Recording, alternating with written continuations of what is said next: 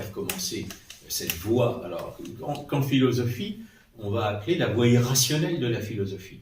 C'est-à-dire, c'est une voie qu'on peut faire remonter au fameux Simon le magicien, dont j'ai déjà parlé, qui avait fondé la première secte d'illuminés. Les kabbalistes, ce sont des illuminés, ce sont des gens qui se prétendent illuminés. Et il n'y a pas de... La Kabbale est juive, elle ne peut pas être chrétienne. Parce que la Kabbale est une compromission de la religion de la Bible avec les cultes cosmiques. Or, il n'y a pas de compromission. Le Christ est le roi du monde, mais il n'y a pas de christianisme cosmique. C'est-à-dire que dans le christianisme, on va dire simplement un mot de métaphysique, mais il y a dès la Genèse et évidemment dans le christianisme un dualisme métaphysique de l'être, c'est-à-dire vous avez l'être créateur, le Dieu trinitaire, et l'être créé qui est la nature.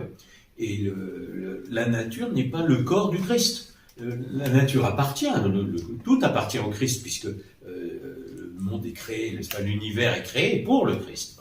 Mais ça n'est pas son corps. Il y a une différence d'être. Toute l'Antiquité ignorait ça, donc elle était dans le monisme.